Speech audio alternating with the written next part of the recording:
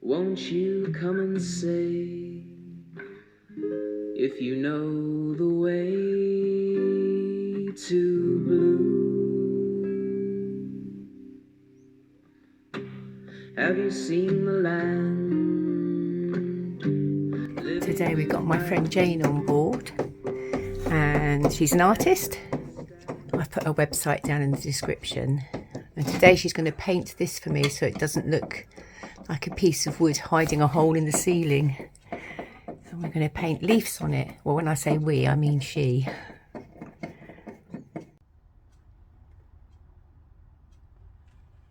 Previous to Jane coming, I'd primed the board with a couple of coats so that when she was here she was able to sketch out her design onto the board. And we decided to go for a cheese plant sort of leaf so that it didn't appear too fussy, because I think if it had been lots of smaller leaves it would have been a little cluttered. And then she mixed lots of different greens on a piece of parchment paper. We're doing it in acrylic so it dries quickly and is nice and tough. And then she spent the afternoon just doing out all the different size leaves.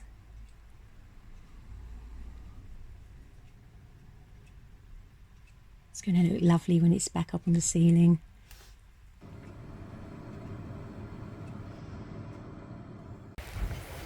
Today we are back at Grasmere and walking up to the tarn that we came to a month or so ago. But last night it poured with rain all night, and the path is now a river, and the waterfall Sour Milk Gill is absolutely storming down. How exciting!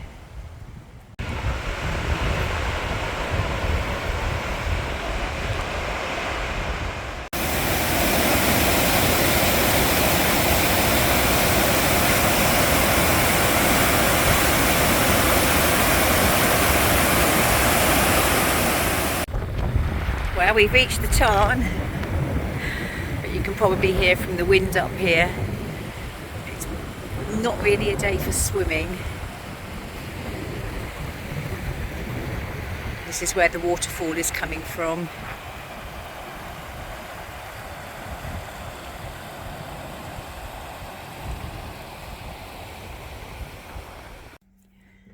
Meanwhile, as it's a windy day, and Jane has gone home now to continue her painting there, and we're putting up the lovely ceiling piece she's painted for us. And there it is, all done. It doesn't look like a piece of wood just put there to hide a hole anymore. And that's where the old chimney was that we had for our previous stove. Now it matches the boat. Thanks, Jane. Morning. It's very early in the morning, just gone 6, but we're being kept awake by a storm that's coming through. Storm Lillian. And the boat is banging around.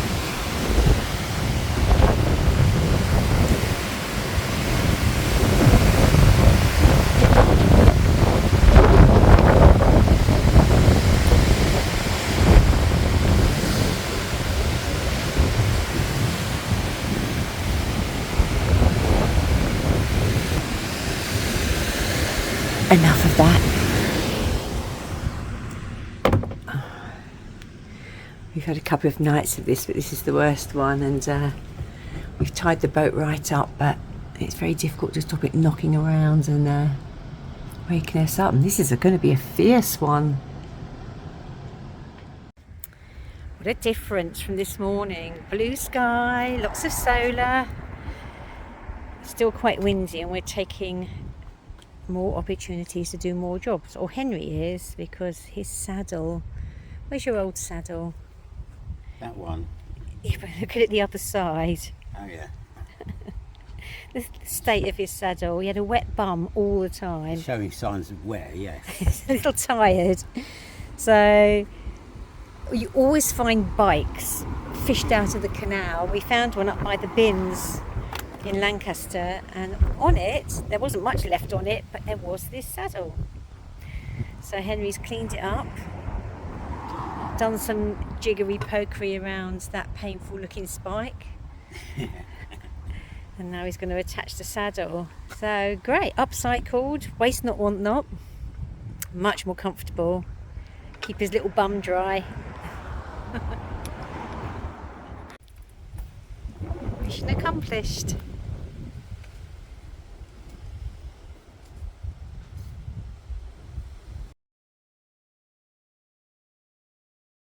So in a previous video I promised to do a bit about Lancaster, so this video is going to have some of the historical places that we've been to. And this one here is the Cottage Museum, which was built in about 1739, and it's like they've just left.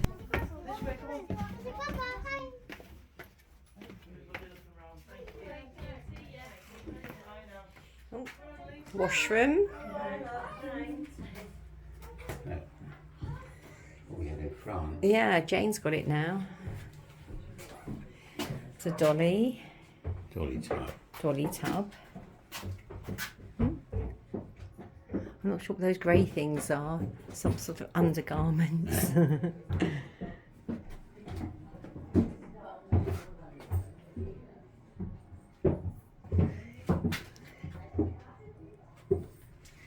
This was probably quite a nice cottage for somebody, wasn't it, back in the day?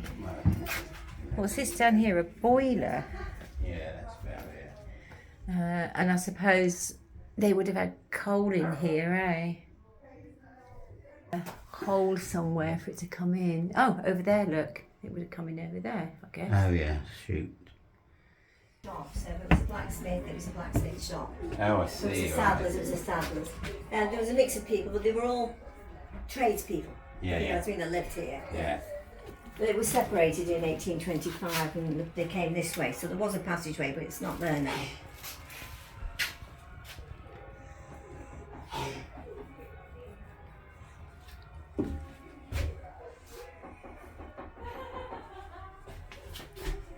That's a nice bread crock. Bread and flour, I suppose. Keep the mice out.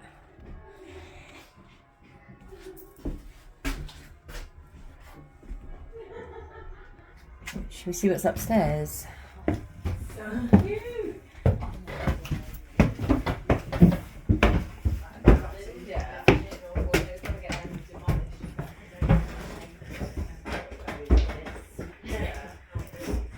Oh, a tiny double bed.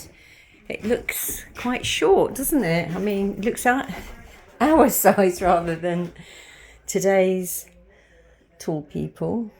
Lumpy. Oh my God. Oh, it's a rope one.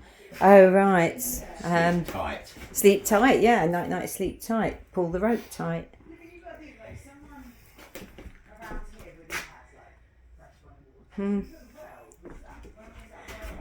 Gosh, somebody had long feet. Or maybe they were sabots. Maybe you put your feet inside those. That place in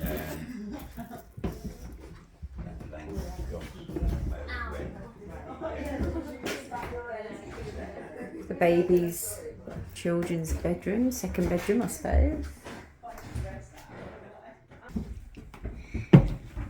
Up the second flight.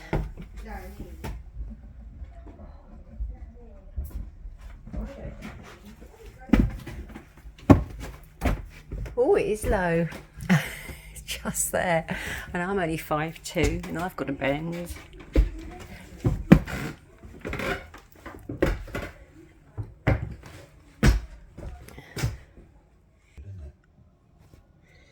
Oh, this is the state the house was in before the architects department came and sorted it out. So they started it in 76 and opened it in 79. And it's remained open ever since. And it's a bargain, it's only £1 to get in here. Very atmospheric. It was going to be demolished in 1961, so It escaped that by the skin of its teeth, I guess. This is a piece of wattle and daub. So they've woven all the sticks together, and then it would have been infilled with clay. Or cow's mess. Well, in France it's cow dung mixed with horsehair, isn't it? I think that was probably what happened anyway. Yeah, everything would have been damp, wouldn't it? It was just how people lived, wasn't it? You can just see the wattle and daub behind these perspex panels on the ceiling.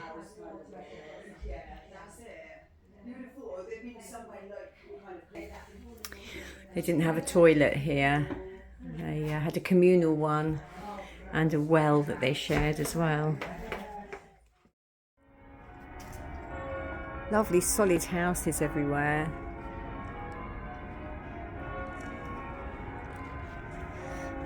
And the bells.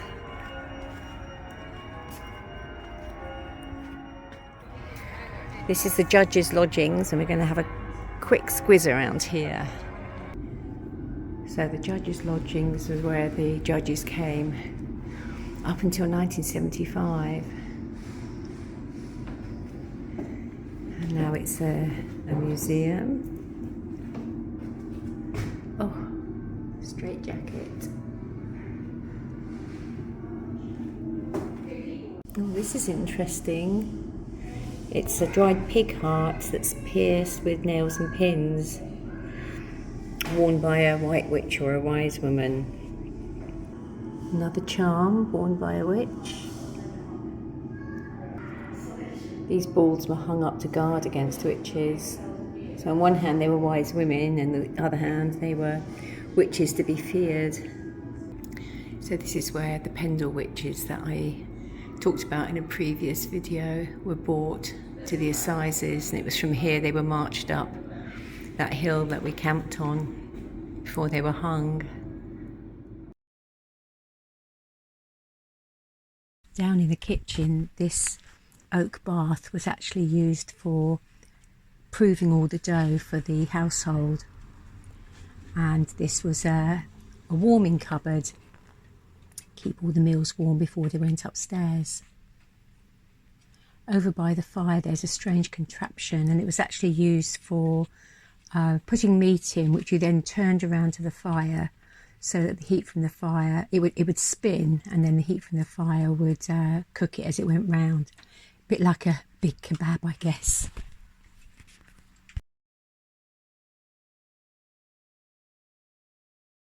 Now this is the bedroom of the senior judge, which is a little more opulent than the cottage.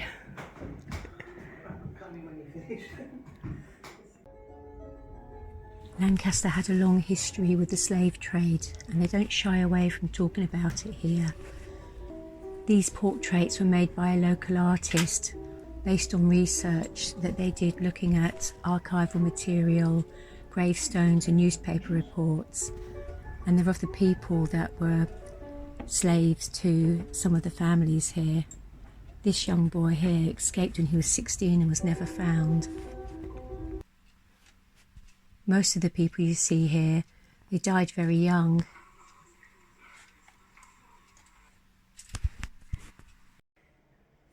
They've got a museum of childhood in the top floor.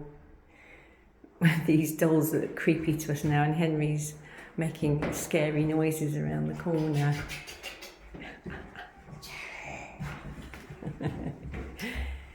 Didn't want to be locked in with this lot at night. Very creepy. And this one is the googly-eyed doll. That's what it's called. They don't get any less creepy. I'm not sure what the red thing is. I quite like that.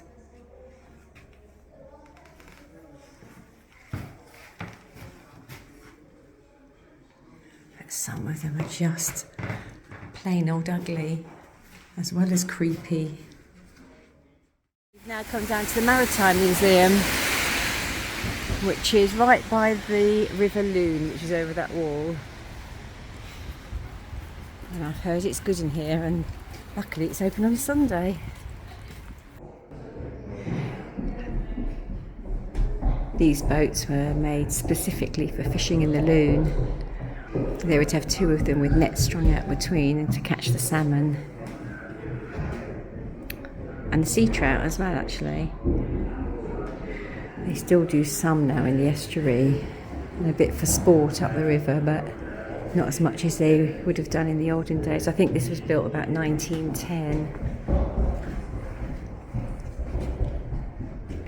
But from the evidence we have, they didn't just stop at being housewives and mothers. Sally Baxter had been an office worker until she married a fisherman in 1940. And there's a clock in the office hours used to regular hours, starting hours, finishing hours. And from that I was turned into roughly irregular hours. Working with the tide, it meant that getting up at a different time each day, finished work at a different time. Often he came home soaked to the skin. So in the living room we had Yorkshire style.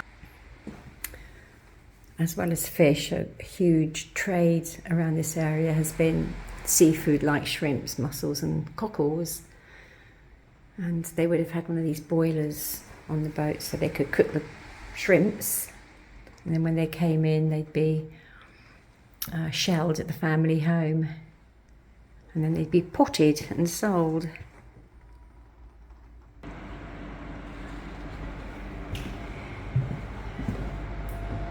Now this is something I know about, Delftware. You normally associate Delftware with Holland, and it means pots that have been covered in a tin glaze and then painted onto. But they actually made their own Delftware here, in the Chinese style.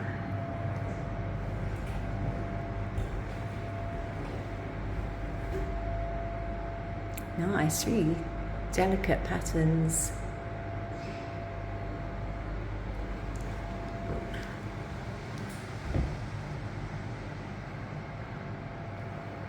That's really nice. This is what we particularly came to see. It's a model of a packet boat which was drawn by horse and would go from Preston to Lancaster in 3 hours, or right up to Kendal in 10 hours, a long day.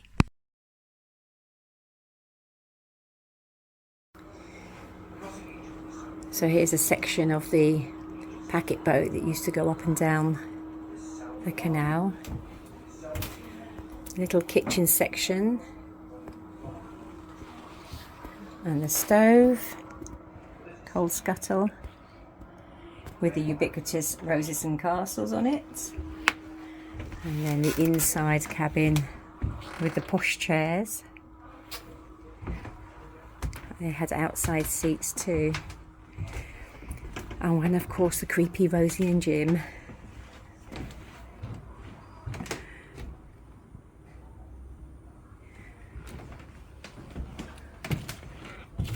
And a depiction of how the canal would have looked.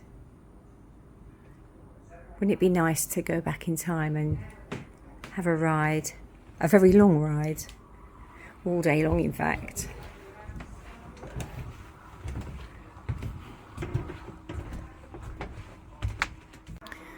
As well as walking and fishing on the sands, they used to coach across the sands. But again, like some of the poor fishermen, they didn't always survive it. Treacherous grounds. Well, that was a quick whistle-stop tour of the Lancaster historical hotspots. It's a very tiny city, really, Lancaster. You can walk across it in 10 minutes, and it's been quite quiet because it's a university town and all the students have been away, so I guess they'll be back in the next couple of weeks. But it sort of punches above its weight with regards to historical places to visit.